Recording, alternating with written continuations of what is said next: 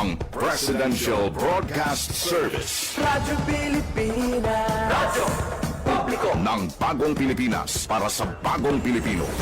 Naghahatid ng mahahalagang balita at impormasyon na guugnay ng pamahalaan sa sambayanan. Tulay sa himpapawid ng serbisyo publiko. Radyo Pilipinas. Radyo Publiko. Ang boses ng Pangulo. Sa Iloilo, Radyo Pilipinas. 585 AM. Philippine Standard Time, alas 2:13 sa hapon. Mga labing ulihing nga hitabo, hibaluon, mga hangka at tubangon, mga bagay nga importante, aton ginahalungan, aton ginabantayan. Ululupod kita sa Bantay Banwa, Bantay Banwa, ang programa nga magatulong sa inyo sang labing ulihing nga balita, mga panugyan o kampanya para sa kayuhan sang tanan. Ikaw, ako, kita, Bantay Banwa.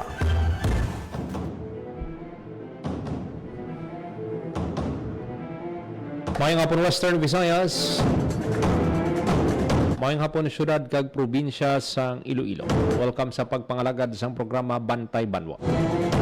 Hercules nga edisyon kita May 6 tuig 2026. Programa nga magadulong sa inyo sa labing uli nga balita, mga panugyan kag kampanya para sa kayuhan sang tanan. Ini ang inyo alagad kag Anchorman Joseph Paul Noblesa Tarosa. Lulupod kita subong hapon dari sa Radyo Pilipinas Iloilo. Isa ka mainit-init nga hapon dari sa syudad sang Iloilo. Nagabiti ang init mga kabyanan. Pwede pa lang hindi ka mo magwa sa inyo nga mga opisina.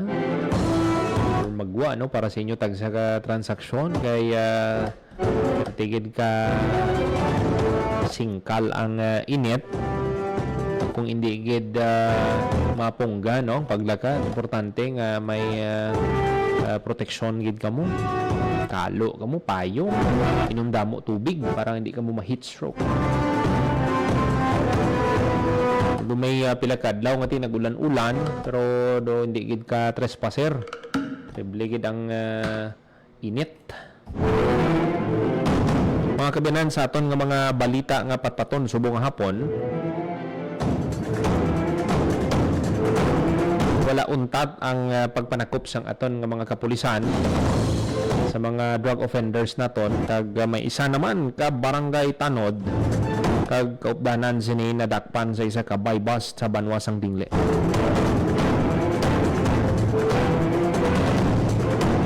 Samtang ang Bacolod City Police Office ang iga-deploy para sa National Private Schools Athletic Association na hiwaton sa Bacolod City.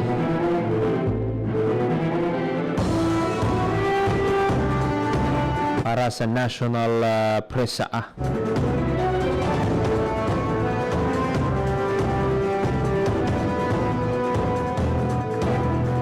Ang mga private schools no nga magapasakop inibo ni ka mga athletes ang expect na magatambong kag magabukas ini sa Sabado, Mayo 9 tubtob Mayo 15.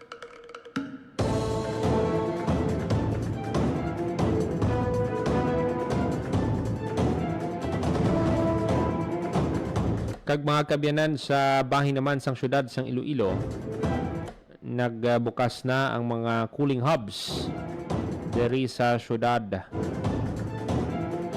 Magamit gid no sang aton nga mga kauturan ng ining mga cooling hubs. Labi pa nga terrible gid ang kainit subong. Ikang tanan sina no kaon ta ang detalye karon sa report ni Emiro Santiagudo. 17 minutos magaligat sa takna ng alas 2 sa hapon. Kung nadumduman sang aton nga mga tagpalamati, sunod-sunod ang mga sunog nga nagluntad no diri sa aton sa syudad kag probinsya sang Iloilo. Kag mga kabyanan sang Lunes, Mayo 4, nagpalabot sang bulig sa mga naapektuhan sang sunog si Senator Bongo sa mga fire tungkol sa mga families nga naapektuhan sang sunog diri sa pila ka mga barangay sa syudad sang Iloilo. Ang mga fire-affected barangays nalakipan sang barangay San Jose sa distrito sang Arevalo, kasing-kasing sa distrito sang Mulo kag barangay Gustilo sa Lapas.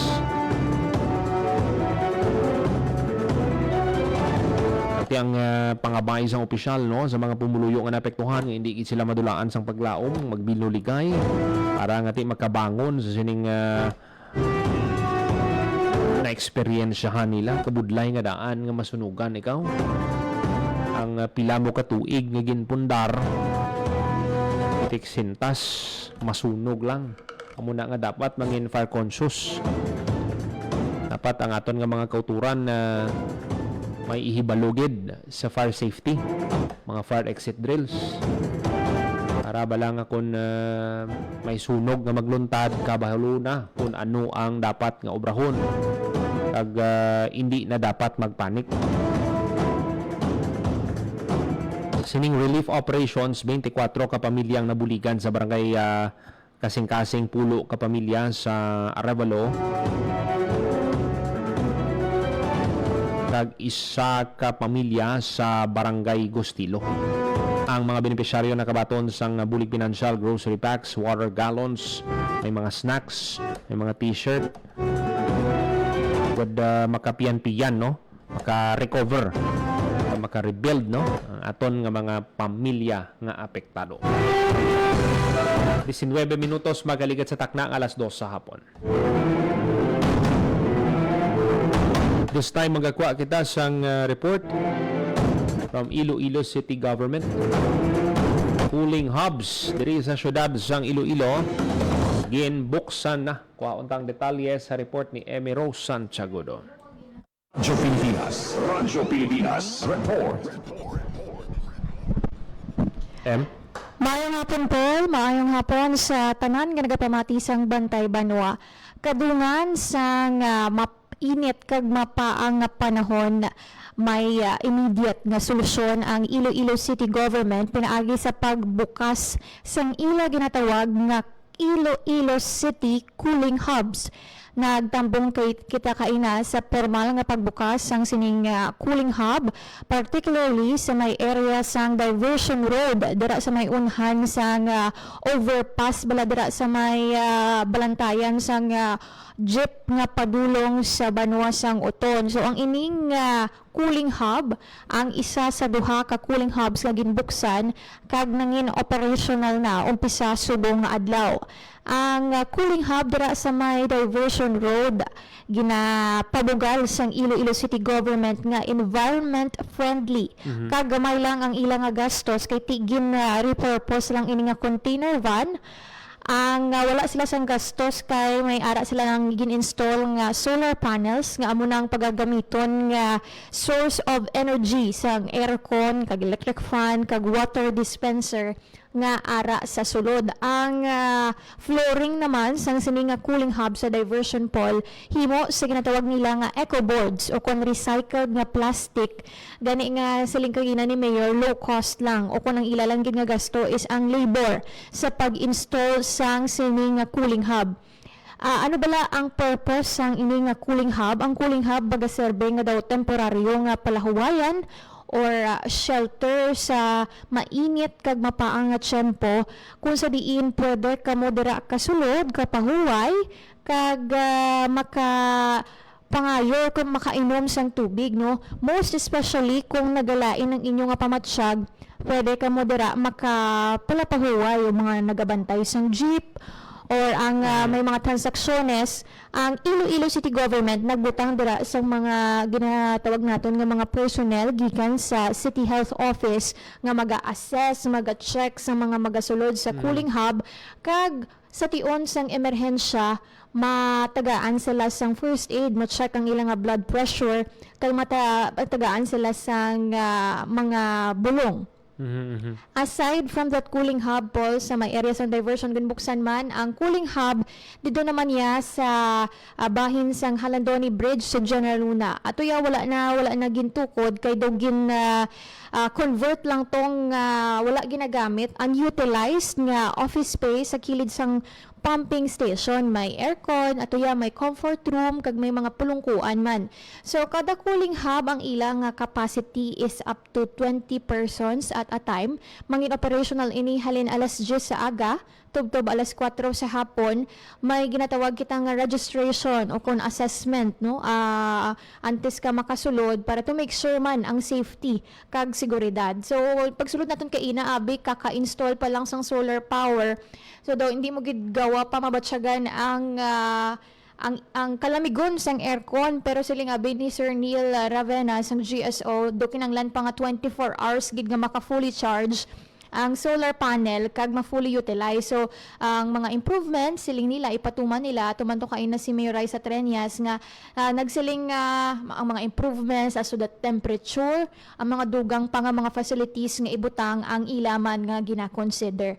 Ang ini Paul nga inisyatibo is siguro makabig man naton one of the first if not in Western Visayas sa bilog man nga pungsod, kag ini ang daw resulta sang mga consultations kag mga trainings and seminars nga kung sa diin ang mga best practices sang pila ka mga pungsod sa gwa ang gin-adapt diri sa Iloilo City. Base sa imo obserbasyon kay ara ka didto kay ina, kamusta ang kung let's say tambay ka rito or magpulo-pahuway ka, kamusta ang experience mo abi kay ina didto? Actually, kay ti direkta gid siya abing maigo sang init kay wala siya sang shade mong. So mabatsyagan mo gid ya ang kainit sa sagwa. Kung i-compare mo ang init sa sagwa kag sa sulod, may ara gid man nga change, no? Nga kumbaga comfortable, pero masiling nimo nga sobra gid siya kalamig, ti do hindi gid amo na kalamig, no? Nga masiling naton nga mabatsyagan mo gid ang aircon, pero siling abi ni Sir Neil naga-adjust pa ang solar panel kay wala pa siya ma-fully charge. So basi kung ilantawon naton after a day basi mag-improve, pero kay direkta gid siya nga tama sang init didto sa may area sang diversion road. Idugang ko lang po ng ini nga mga areas may scientific basis ini kung nga amo ni nga areas ang pili kay ti amo ini ang mga naka-record sang mataas nga heat index sa pagbantay man sang CDRRMO. Anuras ni siya magabukas kada adlaw kag anuras ini magasirado? Ang operational hours halin na alas 10 sa aga tubtob alas 4 sa hapon. So 6 hours ang operation times ini.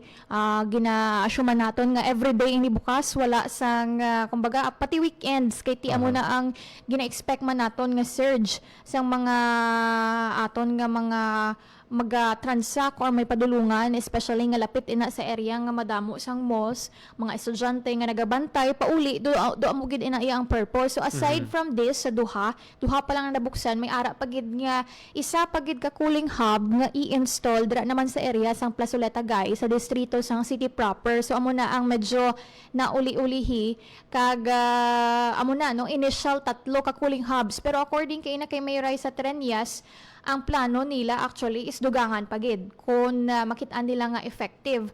Kag sa mga nagapamangkot nga ati anong ubrahon kung maulan, ano ang purpose ni, kung ano bala ang paggagamiton kay tido ka temporary lang siya, no, for the sake lang gid or response lang gid siya sa mataas nga heat index. Siling ni Mayor igari purpose ini sa iban pagid nga mga pwede magamit sang syudad sa iban pagid nga mga katuyuan. Isa dira ang sa tion naman sang tag-ilulan nimo naman ini nga rain shelters or ang iya to ginalantaw kung magamit man siya actually kung nga do water distribution facility. O kung may ara man niya sang kakulangan sang tubig. So amo na ang siling nila nga gina-repurpose nila ang mga hindi magamit, ang mga pulungkuan actually is mga wala na gamit sa City Hall nga wala bala sang mga may mga kulang or mga guba kagin repair lang sang General Services Office. So kumbaga do ka circular economy and ang ila gid nga is do gin repurpose lang nila ang mga pwede magamit para mahimo nga cooling hubs. Okay, so sa karon may duwa, may isa pa gid nga itukod. So kung makitaan pa gid siguro ni isang city government nga kinahanglan I believe pwede man ini nga madugangan M.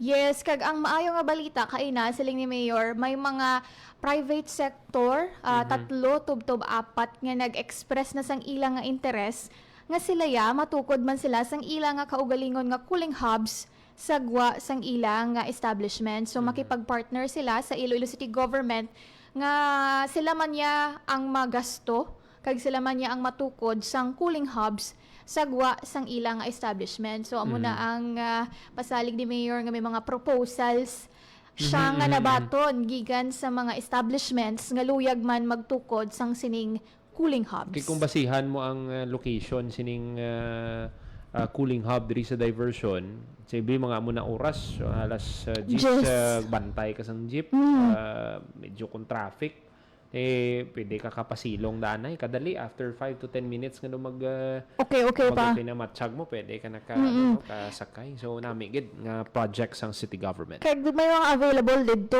nga mga disposable cups kung may tumbler ka mo, pwede ka mo ka-refill sang tubig. Kay may water dispenser sa sulod. Amo na ang manami man nga features ini. So lakip lang ini sa mga inisyatibo Paul sa Iloilo City Government sa tunga sang taas nga heat index. Actually, for the past 2 days, Monday, Tuesday, 3 days na ganiguro Wednesday, ara kita sa danger level category ang heat index. Kung di ko magsala kahapon, ang aton nga heat index is 43 degrees Celsius. Kag subong naman, ang aton nga heat index is 42 degrees Celsius. So, timing gid ini. Kag mayad man kay medyo na madasig ang pag-install kay ti do na refurbish na ining container van, ginbutangan lang nila sang solar panels, ginpintahan kag ginbutangan sang eco boards. Okay. Madamo gid nga salamat. Para sa Bagong Pilipinas, Emerson Segulo, Radyo Pilipinas, Radyo Publiko. Radyo Pilipinas. Radyo Publiko. Radyo Pilipinas. Madamo gid nga salamat Emmy Rose Santiagudo sa report. Pilipinas. Radyo Publiko. Radyo Pilipinas. So nakita nato no ang pagpaminsar man, pagplano sang city government sa sining problema no sang tuman nga kainit. So may masiling tabla may temporaryo nga convenience nga ma-experiensyahan ng aton nga mga kauturan dira no kun dira sila sa amo nga lugar. For example, nagabantay or tantalang abi maalangan ka dira no maka inom ka tubig or makapa siling ka lang makapabugnaw ka anay. Iti ang isa gid sa mga nakita naton sina ang mga drivers ta bala. Ang mga drivers naton biyahe ti pila ka oras patial sa init. Hindi naton malikawan nga ang iban sa ila may high blood, lain pamatsyag. So kung sa biyahe sila maalangan or maglain matsyag nila, pwede sila kapundo dira, kapulo pahuway kiti may ara nga na personnel from CHO nga maga-check sang ila blood pressure. Kiti kung kinahanglan nila nga magpa-ospital, matagaan dayon sang italupangod. Kay may mga may mga naobserbahan kita ngati kung nadumduman sang aton mga tagpalamati, dumduman yo tong isa ka driver bala sang modernized nga na aksidente. Kung taas man ang dugo niya, high blood siya. Kag hindi lang isa ka insidente. Kundi may iban pagid nga mga drivers ta mati nga ang ginaantos nila ang pagpatial sa init, inabangod, may ginalagas sila nga boundary. May ginalagas sila nga mga panginanglan mati sila ang naga-provide para sa ila tagsa ka pamilya. So saludo gid no sa mga drivers naton. So ari, amo ni ang nakita naton ng mga drivers ta isa gid ini no sa maka-benefit sa sining cooling hubs nga patukod sa Iloilo City Government. Pilipinas. Kag ang mga estudyante man. Radyo Pilipinas. Sa iban pagid naton nga balita, sa nasiling na naton kaina may nadakpan sa buy bust Bido ay na niya untat ang dinakpanay sa bypass. Pero ang aton gid luyag nga may baluan, diin gid ya nagahalin ang supply sang illegal nga droga. Kag nga tub-tub subong no, way gid ya kumbaga damo na ang nadakpan pero damo sa gihapon ang naga-engage sa illegal nga droga. Dua ini no, ka drug suspects ang nadakpan. Isa ka barangay Tanod alias Toto kag alias Nonoy nga isa ka welder. 952,000 pesos nga balor sang illegal nga droga, 140 grams ini siya ang nakumpiska sa mga suspect. Imagine ang 140 grams kung wala ni makumpiska, ginatos na naman ka mga kauturan ta ang mabiktima sang drug addiction. Kaya hindi lang drug addiction ang mangin problema sang komunidad, ang ini nga mga nadalman sa illegal nga droga pwede pa makahimo sang iban pagid nga mga krimen. Ang operation ginconduct sang Provincial Drug Enforcement Unit Team 2 Dingle Municipal Police Station kag Provincial Intelligence Unit sang Iloilo Police Provincial Office.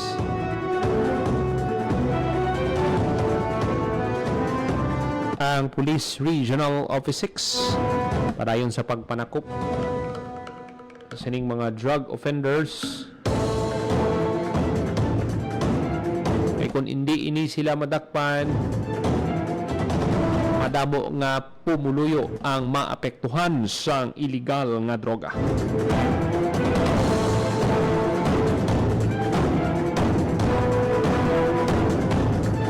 ...34 minutos magaligat sa takna alas 2 sa hapon.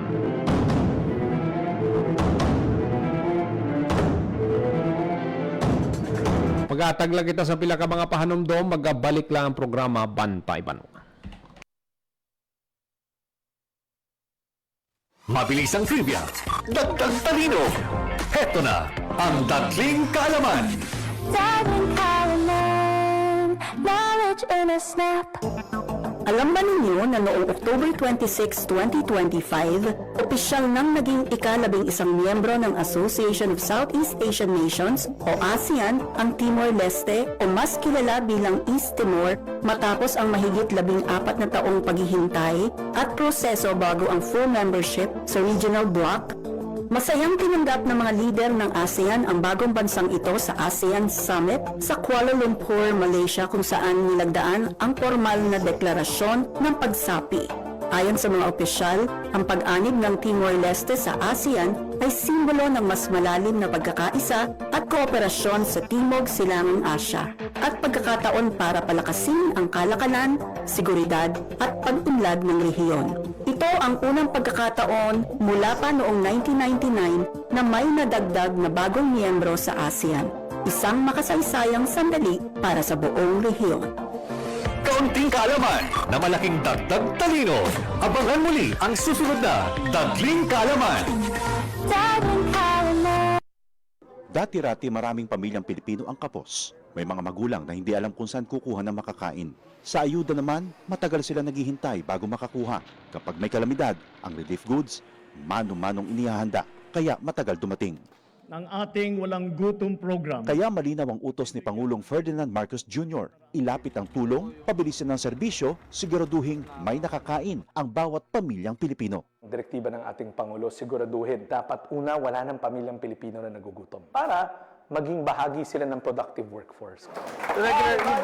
Nitong nakaraang linggo, personal na sinuri ng Pangulo ang pagpapatupad nito. Sa Walang Gutom Food Stamp Program, ang mga benepisyaryong tulad ni Lola Lumen ay tumatanggap ng 3,000 pisong food credits kada buwan sa electronic card, pambili ng masustansyang pagkain sa DSWD partner stores. Hindi na bibiyahe, mas mabilis. Ang resulta, nakikita. Mga masusustansyang pagkain ang agad na iuwi. Meron na ring balansyado na nutritional value ang binibigay, lalo na sa mga bata. Sa 4Ps o Pantawid Pamilyang Pilipino Program, pinadali na rin ang pagkuha ng ayuda. Kung dati oras ang ginugugol sa biyahe, ngayon, nasa cellphone na. Mas diretso, mas sigurado. These are the underserved areas. Walang branch ng bangko, lahat ginagawa natin para maging madali para sa kanila, makuha nila yung mga cash benefit nila. Sa oras naman ng sakuna, mas mabilis na rin ang responde dahil sa mas maayos sa paghahanda at mass production ng relief goods. Kung dati ilang araw ang hinihintay, ngayon sa loob na lang ng ilang oras na ipadadala na ang tulong. Ito ang malinaw na resulta, mas mabilis sa serbisyo, mas malapit sa tao at mas nararamdaman sa araw-araw. Sa buong bansa, tuloy-tuloy ang trabaho. Isa-isang inaayos sa mga bagay na magpapagaan sa buhay ng mga Pilipino dahil walang Pilipino ang dapat magutom, mapabayaan, walang maiiwan. Salamat, President. Time to celebrate kulturang Pinoy. Tradisyon, musika, sining, literatura at iba pa. Anything and everything fun and Filipino. Ito ang Pinoy Kultura. Kilala mo ba ang The Rockefellers? Ang pinakaunang Pinoy musical act to land a spot in a prestigious US music chart. The Rockefellers is composed of 4 brothers, Antonio, Junior, Eddie, and Albert, and their father, their pops, Moro Maligmat. Pasok sa number 16 ng Billboard Hot 100 ang kanilang kantang Killer Joe. That was in 1963. Halos 5 dekada pa ang lilipas for a solo Filipino act to surpass this feat. This is when Charis Pempenco's self-titled album debuted at number 8 on Billboard's Top 200 albums. Yan ang Pinoy Kultura because our culture is cool. Game, 1, 2, and... Paatuhon, balikat ulo, kita kwetan, may wangat sus. Huwag mong titigan ang hindi sa'yo at maging disenteng tao. Pare, ang catcalling ay isang uri ng sexual harassment. Di biro ang sexual harassment at di nakakamacho ang pang-aabuso. Isang paalala mula sa Philippine Commission on Women at ng himpilang ito. Maging fuel efficient. Planuhin ang bawat biyahe para iwas traffic. Mag-carpool para sa mababang carbon footprint at emission. Tipid na pamasahe, may savings ka na aabot sa 10%. This is a public service announcement from the Department of Energy and this station. Time to celebrate kulturang Pinoy. Tradisyon, musika, sining, literatura at iba pa. Anything and everything fun and Filipino. Ito ang Pinoy Kultura.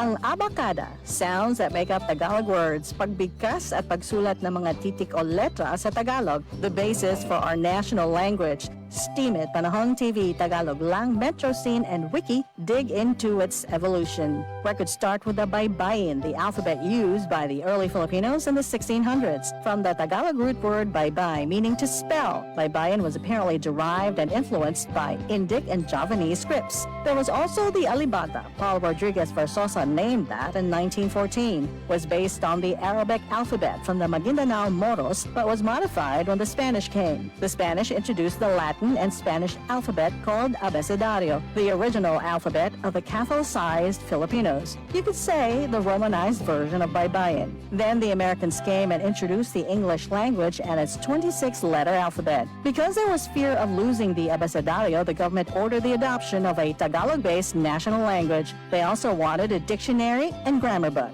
That's where writer and former Senator Lope K. Santos comes in. In 1939, he developed ang Balarila ng Wikang Pambansa. Abacada became the national alphabet from 1940 to 1976.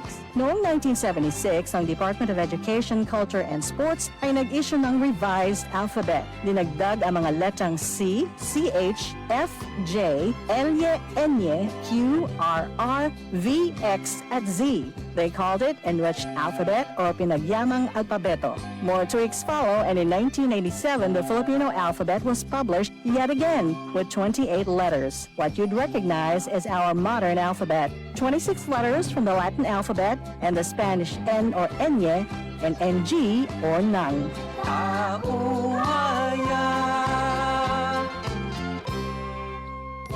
Yan ang Pinoy Kultura because our culture is cool.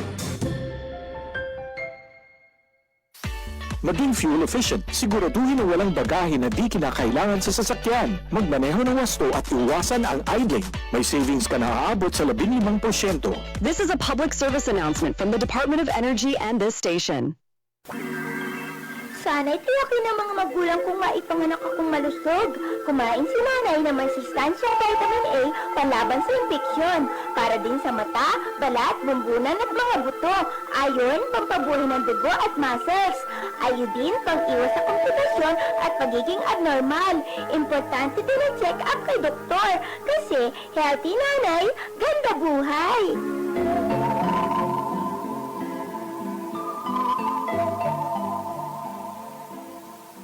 This is a public service announcement. Discipline is the key. Umiwas sa aksidente sa daan. Ang pagmamaneho ay may kaakibat na responsibilidad, hindi basta mapaandar lang ang sasakyan. Kilatisin ang sarili, ang kahandaan sa manibela, siguruhing inyong konsentrasyon ay hindi magagambala. Importante rin na ating laging isipin, init ng ulo ay huwag pairalin, bagkus kaligtasan ng lahat ang siyang dapat unahin. Isang mahalagang paalala mula sa Presidential Broadcast Service at Radyo Pilipinas, Radyo Publiko 738. This is a public service announcement. Public service announcement from PBS, Presidential Broadcast Service at Radyo Pilipinas, Radyo Publiko 738. Maging fuel efficient sa regular na preventive maintenance, malinis na air filter, fuel injectors at engine oil, may savings ka na aabot sa 2%. This is a public service announcement from the Department of Energy and this station. Time to celebrate kulturang Pinoy. Tradisyon, musika, sining, literatura at iba pa. Anything and everything fun and Filipino. Ito ang Pinoy Kultura. Flight PR 1043, now boarding. Hey, that's us! Vacation, here we go! Always love flying the first and oldest commercial airline in Asia, our very own flag carrier, Philippine Airlines. Dreaming of love while cruising at high altitudes. Did you know this track was specifically made for Philippine Airlines back in the 70s? Composed by Jose Marichan and arranged by Ryan Cayabyab. Closer to heaven with 30,000 feet. Brings back good old memories, at the same time, creating new ones with a new generation. Oo, ang ganda pa naman ng kanta.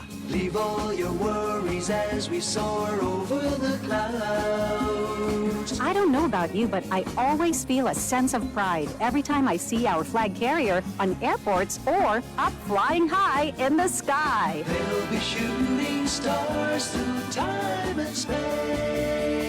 Yan ang Pinoy Kultura because our culture is cool. Time to celebrate kulturang Pinoy. Tradisyon, musika, sining, literatura at iba pa. Anything and everything fun and Filipino. Ito ang Pinoy Kultura. Naaalala niyo pa ba ang mga katagang ito? Amoy Paris, amoy araw. Ano ba yan? Puro sugat ka na naman! Bakit wala na naman kapares yung tsinelas mo? Ang dungis mo! Tama na! Ayos lang, di ba?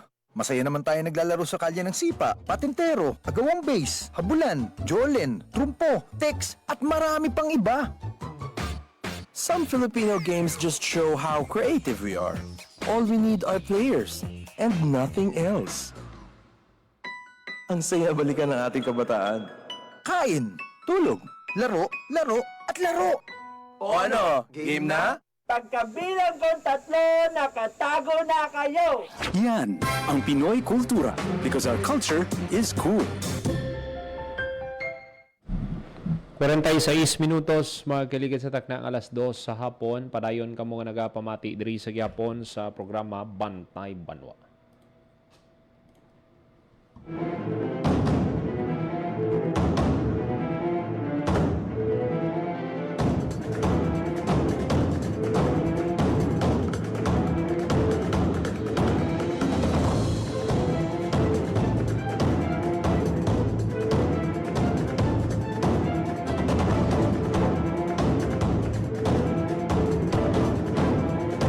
Mga kabinan sa Bakinsan Regional Office dito sa Island Region.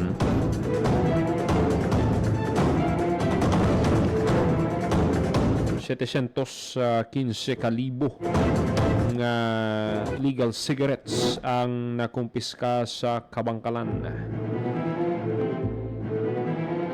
Ang operasyon ginpatigayon sa Kabangkalan Component City Police Station, Negros Occidental Police Provincial Office makatapos makabaton sang tawag halin sa isa ka concerned citizen na tuhoy sa diskarga sang mga makaduluda nga mga karton nga ginapatihan na may unod nga sigarilyo.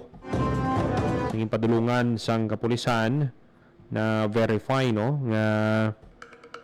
wais ang nagakaigo nga dokumento ang ining mga sigarilyo kag sa pag-check man sa sining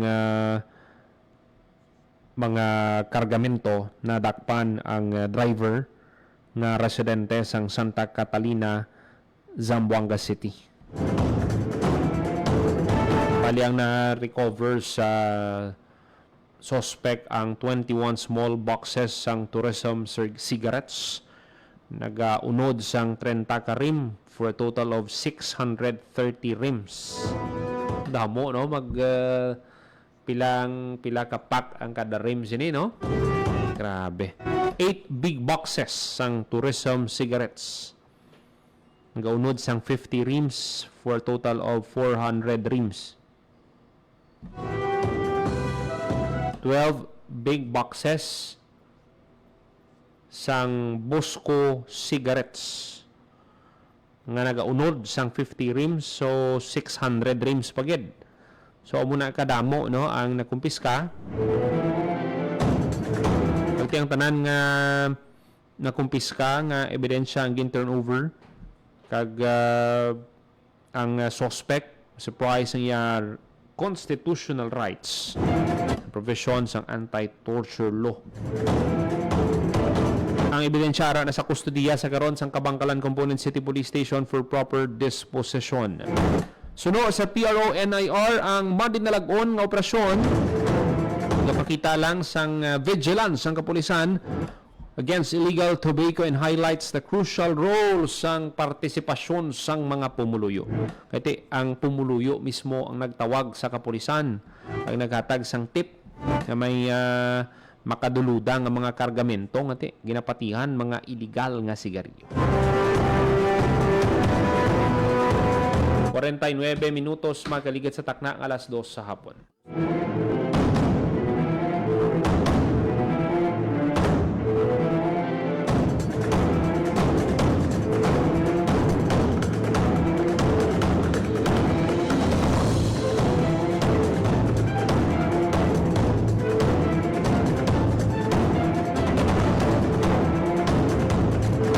Iban pagid nga mga balita patpato naton sa masunod nga edisyon sang programa Bantay Banwa. Ginapasalamatan tang aton mga kaupdanan sa technical side sa studio engineer Roy Louis Pang, sa transmitter Mr. Jeffrey Betita. Para sa Bagong Pilipinas, Joseph Paul Noblesa Tarosa, Radio Pilipinas, Radyo Publiko. Ang inyong tulay sa himpapawid ng serbisyo publiko, ang Presidential Broadcast Service, Radyo Pilipinas, Radyo Publiko.